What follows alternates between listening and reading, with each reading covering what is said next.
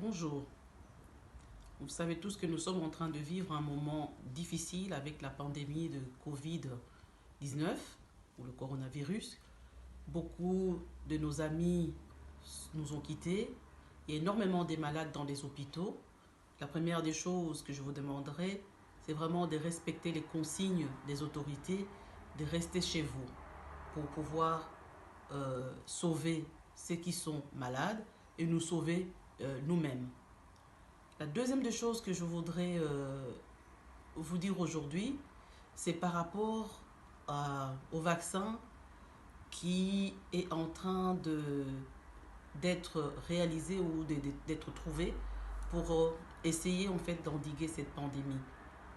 Malheureusement, on apprend que de nombreux pays africains acceptent les essais cliniques auprès de leur population. C'est quelque chose qui me désole en tant qu'Africaine d'origine et en tant que Noire de voir que les dirigeants africains acceptent que leur peuple serve de cobaye. C'est quelque chose qu'on ne peut pas accepter. C'est inhumain.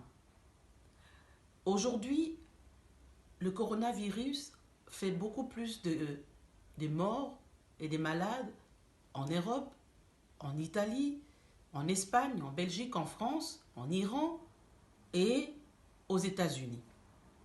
La question que je voudrais poser aujourd'hui aux Africains et particulièrement aux dirigeants africains, c'est de savoir pourquoi est-ce qu'ils acceptent que ces vaccins, que les essais cliniques se fassent en Afrique et non pas dans des pays où il y a les plus de cas.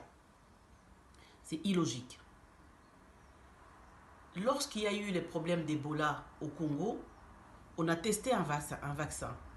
Et ce vaccin a été testé auprès des populations qui avaient la maladie à virus Ebola. Et ça s'est fait dans une circonscription où cette maladie prévalait. Alors pourquoi aujourd'hui il faut que l'on fasse des essais cliniques d'un vaccin dans des pays où il y a peu de cas? Dirigeants africains, je suis en colère contre vous. Vous êtes en train de vendre vos enfants, vous êtes en train de vendre vos peuples pour des dollars ou pour tout simplement rester au pouvoir. Non, ce n'est pas possible, on ne peut pas accepter cela. Hier, le docteur Muyembe a dit que le vaccin allait commencer en RDC entre le mois de mai et le mois d'août. Aujourd'hui, il a fait une autre vidéo pour dire que ce n'était pas ça, qu'on allait tester cela aux États-Unis, en Chine et en Europe.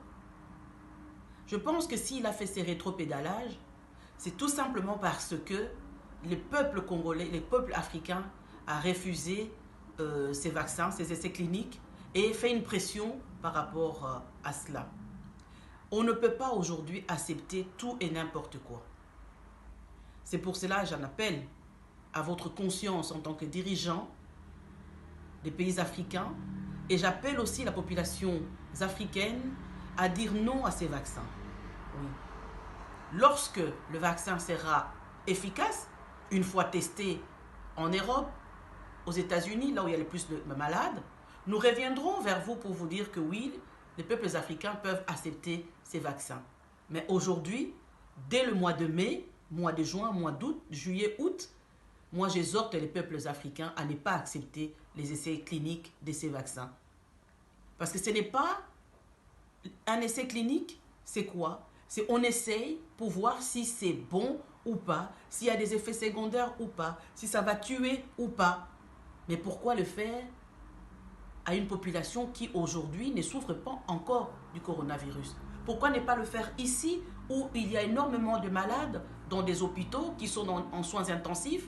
Je pense que c'est vers ces personnes-là qu'il faut d'abord tester ces vaccins.